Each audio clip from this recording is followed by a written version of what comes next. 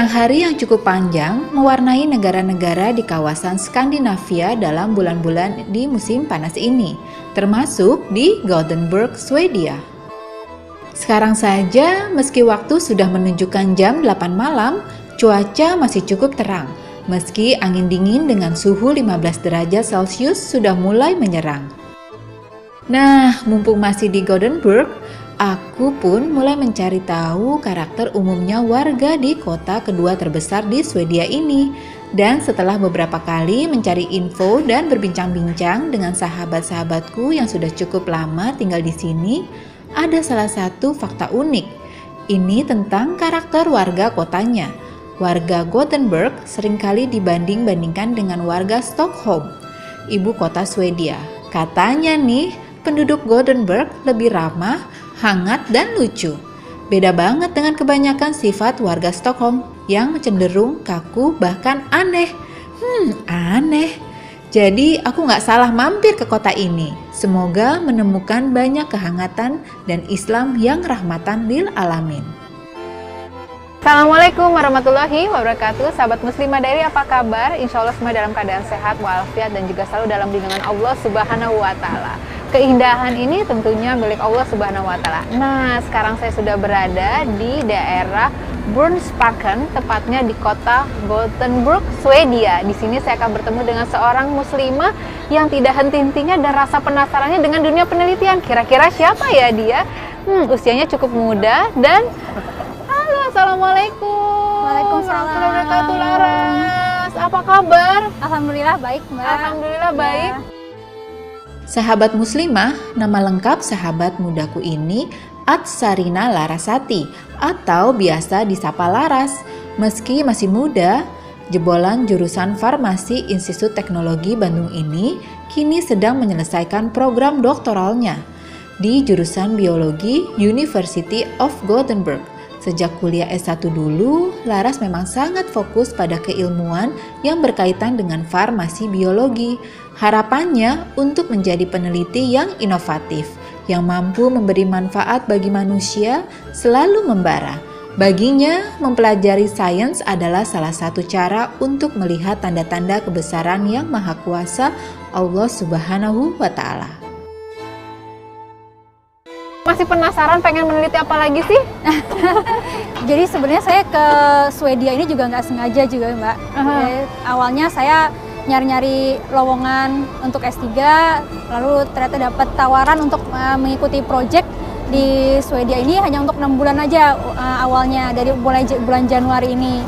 Nah, tapi setelah saya 2 bulan berada di sini, saya dapat tawaran dari profesor di mana saya bekerja untuk proyek untuk melanjutkan S3 dengan full beasiswa dari pemerintah Swedia sini. Jadi ya alhamdulillah saya diterima dan sekarang saya akan memulai penelitian di bidang structural biology. Jadi itu bidangnya menggabungkan antara biologi tapi dengan teknik-teknik yang berbasis fisika dan juga kimia. Jadi luar biasa eksak semuanya, metafisika. Dan iya, itu ternyata di kebetulan. Islam kan subhanallah ya, sebenarnya penemu-penemu itu mungkin orang lebih mengenal adalah Darwin gitu ya. Padahal sebenarnya kalau di dunia Islam sendiri kita mengenal dengan Ibnu Sina dari kesehatan dan lain-lain kan? Iya betul. Ya padahal sebetulnya kita kan juga mengenal ya ada zaman keemasan Islam. Iya. Pada zaman pemerintahan Andalusia itu banyak sekali ilmuwan-ilmuwan Muslim yang berjaya menciptakan bermacam-macam teleskop, ilmu-ilmu kedokteran. Tapi saya optimis sih Mbak, karena akhir-akhir ini juga kita banyak mendengar, mungkin masih terbatas di lingkungan peneliti, bahwa ilmuwan-ilmuwan Muslim juga sekarang mulai maju, seperti bahkan muslimah juga ada, seperti di bidang astronomi, ada Ibu Burçi Murton Pakbil dari Turki. Dia yang menemukan sebuah galaksi tertentu yang akhirnya dinamakan galaksi namanya beliau. Dalam perjalanan studinya di Eropa ini, Laras pun semakin yakin akan kontribusi ilmuwan perempuan bagi perkembangan ilmu pengetahuan. Dan kalau dari Laras sendiri, apa yang membuat Laras senang banget ya dengan meneliti itu? Ada daya tarik sendiri, atau memang ada kepuasan sendiri, atau memang ada misi yang kita sebagai researcher kan terkadang ada sesuatu hal yang ingin berbuat sesuatu gitu untuk orang lebih banyak lagi. Dari sejak kecil tuh suka sekali melihat fenomena-fenomena di alam gitu, terutama metafisika. ya dibilang fisika bagaimana, dan emang itu juga ada di Al-Quran seperti yang Mbak bilang tadi, kita tuh bisa melihat tanda-tanda kekuasaan Allah itu di alam, dan mempelajari ilmu alam itu kita bisa mengetahui bagaimana kalau kita makin mencari tuh tidak mungkin kalau tidak ada yang menciptakan. Karena kalau di fisika kita atau di kimia kita ada yang namanya bahwa state dasar semua benda itu sebetulnya adalah kekacauan. Jadi kalau misalkan tidak ada yang mengatur, kita ini tidak akan tercipta gitu. Hanya tidak terkonsep, terbentuk. Iya, hanya ribuan jutaan atom-atom yang tersebar tidak teratur, yang kalau misalkan tidak ada suatu tenaga khusus, kalau misalkan para saintis yang belum menerima Islam mungkin ya, itu menganggap ada suatu energi misterius yang bisa menyatukan mereka gitu. Kenapa? Padahal sebetulnya untuk menjadi sesuatu yang teratur seperti benda, seperti elemen, seperti makhluk hidup itu membutuhkan energi yang sangat besar sekali yang tidak mungkin terjadi secara spontan.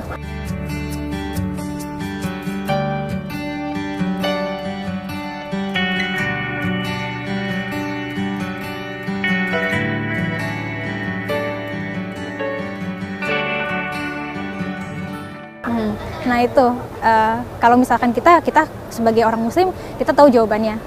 Kenapa mereka bisa bersatu, padahal secara alamiah mereka membutuhkan energi yang sangat besar untuk bersatu, dan lebih mudah untuk bagi atom-atom ini untuk terpisah. Itu yang semakin membuat Laras tertarik. Iya. Sampai hari ini. Iya, sampai hari ini, bahwa saya merasa bisa semakin dekat kepada Allah dengan mempelajari sains. Ya. Dan hal apa yang membuat Laras tertarik sudah, tapi merasa kekuasaan Allah tuh sangat luar biasa?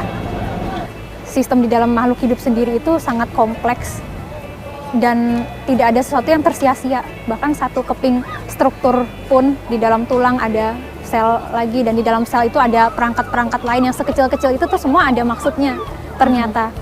Mungkin pada awalnya kita tidak tahu, misalkan kita menemukan di dunia sains, kita menemukan oh ini ada struktur sesuatu, kita tidak tahu fungsinya gitu. Mungkin itu hanya untuk pengisi aja, tapi makin lama ternyata selalu diketemukan fungsinya. Jadi Masya Allah ya. Iya, tiap kali menemukan sesuatu pasti sekecil apapun yang diciptakan Allah itu memang pasti punya manfaat. Iya, pasti punya manfaat. Itu yang luar biasanya sih, saya selalu ada yang baru dari sains. ثم خلقنا النطفة علقة فخلقنا العلقة مضغة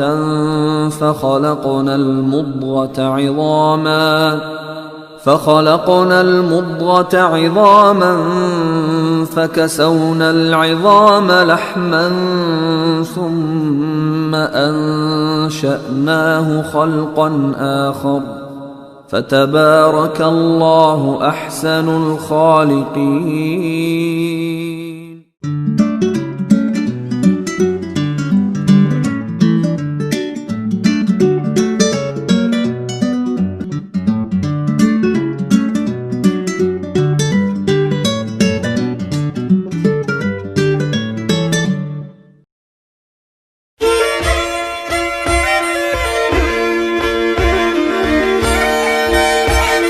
Suhu udara semakin dingin saja.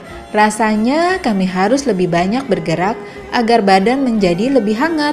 Dan Laras mengajakku menyusuri jalanan kota menuju City Hall.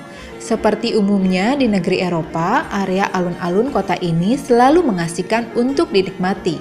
Jejeran bangunan dengan gaya arsitekturnya yang klasik dan cantik, serta beberapa ikon bersejarah ada di sini. Mas, ini kan katanya summer ya. Ini berapa derajat sih? Dingin. Ya, ini kebetulan mungkin datangnya pada saat yang nggak tepat, karena minggu lalu itu sampai 30 derajat. Oh ya, lebih panas panas ya? dari Bandung ya. Oh ya, Saya sampai sementara di sini iya. hari ini malah Hari ini sepertinya kayaknya sekitar belasan ya. iya sekitar belasan. Makanya ini juga Jadi summernya nggak- sepertinya agak nipu. iya betul. Nah, Laras sekarang ngajak aku di mana nih? Ini City Hall katanya. Iya, ini Ya, di depannya City belakangnya Hall. Ini ada patung Gustav Adolf Tork. Mhm. Tork itu nama patungnya sih. Mhm. Patung Raja Swedia Mhm. yang berkuasa sekitar tahun 1600-an lah ya. Dia yang berperan menyatukan Swedia pada perang 30 tahun. Tahun ini kebetulan juga ada lagi pemilu Uni Eropa. Dan kata teman-teman yang penduduk Uni Eropa sih, mereka juga milihnya bisa lewat perpustakaan atau tempat-tempat lain, jadi nggak pernah datang ke City iya? Hall ya. Oh, jadi memang itu sudah secara online atau bagaimana? Ada yang online, ada juga yang bisa di pusat-pusat tertentu ngambil kartu kayak tempat pencoblosannya gitu ya. Tapi online juga banyak sih bisa. Laras, mengenai dunia penelitian gitu, Structural biology ya betul. ya kan? Tapi sebelumnya mengambil farmasi. S1-nya farmasi. S2-nya? S2-nya Medical Pharmaceutical Science, tapi itu hanya nama jurusannya aja. Sebetulnya dia di bawah itu kita bisa memilih sendiri bidang topik minat yang kita mauin selama studi di situ, dan kebetulan pas itu saya juga milih topik risetnya structural biology, jadi emang udah sejak itu. Nah, waktu proses untuk pencarian beasiswa mengalahkan berapa ratus orang, dan pasti punya kebanggaan ya sebagai seorang muslimah. Gitu. Ya alhamdulillah nggak nyangka juga sih karena Nah, ketika mempelajari S2 di Belanda gitu ya, mungkin itu pengalaman pertama kali ke untuk luar negeri. iya Ya kan? hidup di Dan luar negeri. Ya. beradaptasi, meninggalkan orang tua, merantau. Apa yang menjadi pengalaman-pengalaman atau kendala-kendala waktu itu, terutama sebagai seorang muslimah? Saya sih pendapatnya orang selalu optimis aja lah ya kalau dalam menghadapi orang, apalagi kalau zaman-zaman sekarang ini banyak sekali narasi-narasi di media yang kesannya memisah-misahkan orang antara muslim dan non-muslim ataupun sesama muslim sendiri, bahkan suka dipecah-pecah belah. Tapi ya prinsip saya sih pertama husnuzon dulu sama orang, berprasangka baik. Mungkin itu hanya di media saja, tidak semua orang non-muslim memusuhi gitu misalkan. Dan ternyata terbukti kalau kita misalkan memang pasti ada beberapa yang sedikit rasis atau berlaku tidak baik, tapi itu hanya sedikit sekali, dan biasanya mereka itu hanya karena belum tahu aja, belum pernah bertemu. Kalau kita pertama awal-awalnya baikin, itu biasanya respon mereka baik. Oh iya, ternyata orang muslim itu mudah mudah diajak ngobrol, juga nyantai, hidupnya juga normal.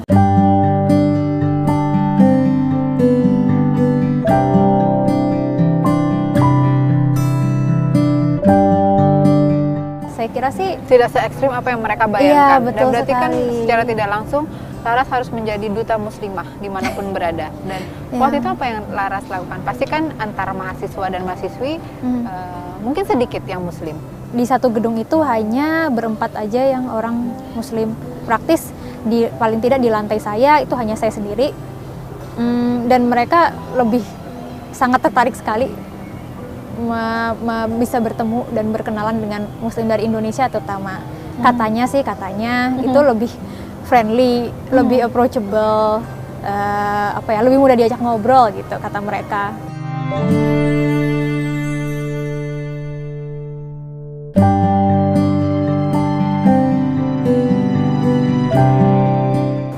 Dan saya sih selalu bilang iya, karena kita muslim di Indonesia, kita sudah biasa ya bergaul dengan orang dari berbagai agama, suku, ras, dan etnis. Diskusinya seputar apa biasanya? Diskusinya kemarin pas bulan puasa, misalkan kenapa kamu puasa, berapa lama puasanya, kenapa kamu tidak minum alkohol.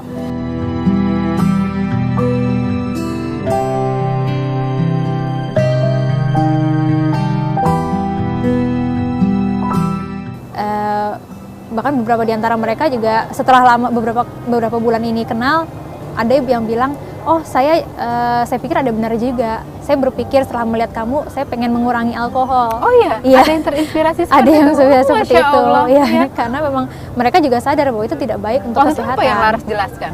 waktu itu saya bilang di Al-Quran sebetulnya ada dibilang bahwa alkohol memang ada gunanya, tapi mudorotnya, kejelekannya lebih banyak daripada kebaikannya. Jadi untuk apa kita membuang-buang waktu untuk hal-hal yang seperti itu? Mendingan waktu kita dihabiskan untuk hal yang lebih berguna. Dan tapi ternyata masyarakat di sini memang tingkat kesadaran untuk minum alkoholnya memang sedikit dibandingkan negara Eropa lainnya. Sudah mulai ya. Sudah mulai ya, berkurang. Sudah mulai berkurang. Saya juga ada di lab saya yang satu keluarga tidak minum alkohol. Oh iya. Iya. Jadi pas mereka pesta kelulusan tidak ada alkohol sama sekali. Iya. Iya. Orang Swedia asli. Orang Swedia asli. Orang Swedia Iya. asli.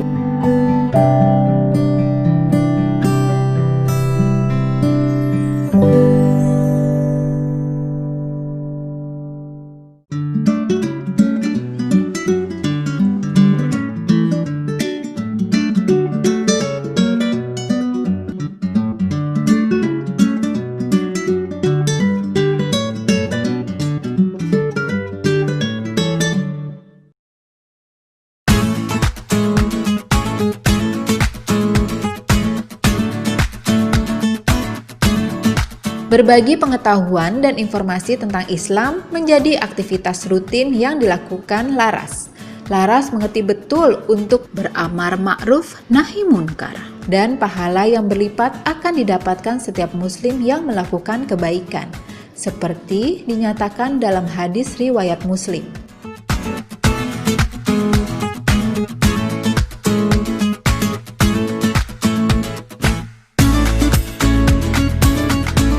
Laras, bahkan diskusi itu tidak hanya terjadi sesama non-muslim ya, bahkan ada yang muslim pun.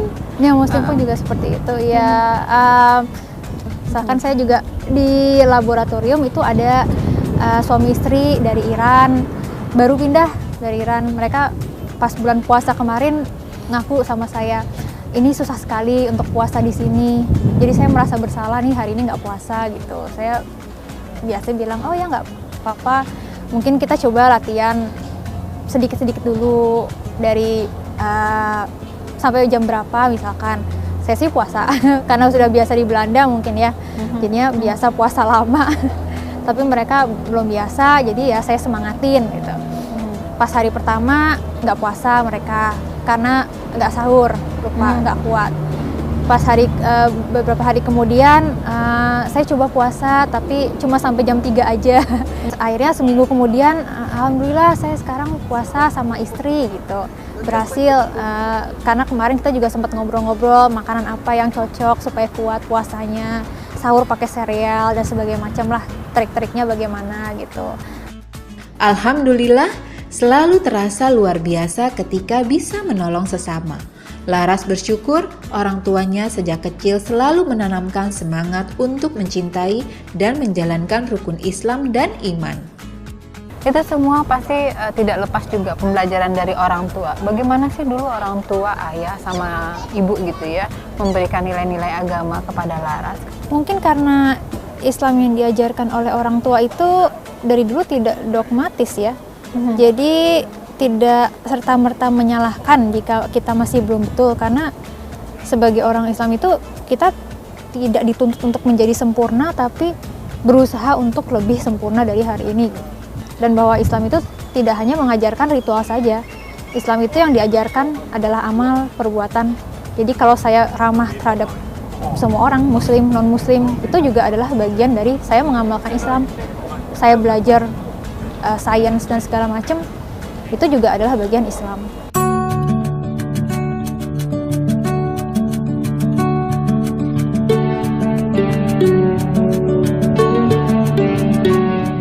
Seperti itu sih. Jadi bukan Islam ritual lah. Tapi bagaimana nilai-nilai spiritual? Tidak ritual tapi spiritual, Ya, semangat ya, itu betul, ya betul. gitu ya. Yang akhirnya menentukan Laras bisa membedakan mana yang benar, yang salah, mana yang baik dan tidak baik. Insya Allah ya, saya juga masih banyak belajar sih Mbak, pastinya ya. Apa sih goalsnya dari semua pendidikan yang diraih sampai hari ini? Nantinya apa harapannya, tujuannya? Harapannya untuk saya sendiri, karena ini passion ya, Jadi ini seperti jalan hidup di mana saya bisa mengamalkan agama lewat sains.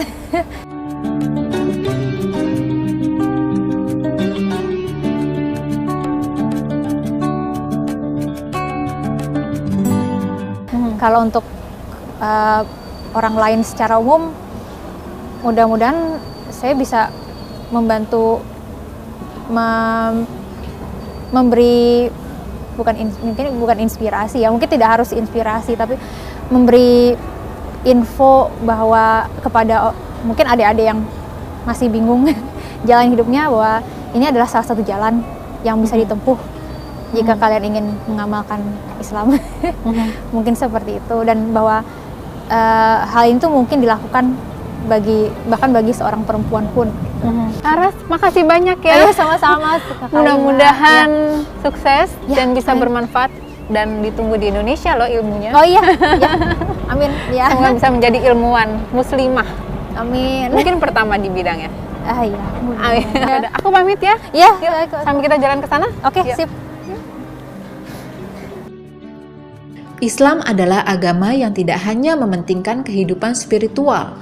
Lebih besar lagi, Islam adalah sebuah khasanah yang kaya akan berbagai unsur, salah satunya peradaban, yang disokong oleh berkembangnya ilmu pengetahuan. Semoga dengan ilmu yang dimilikinya, Laras bisa mengamalkan untuk kebaikan umat. Amin. Terang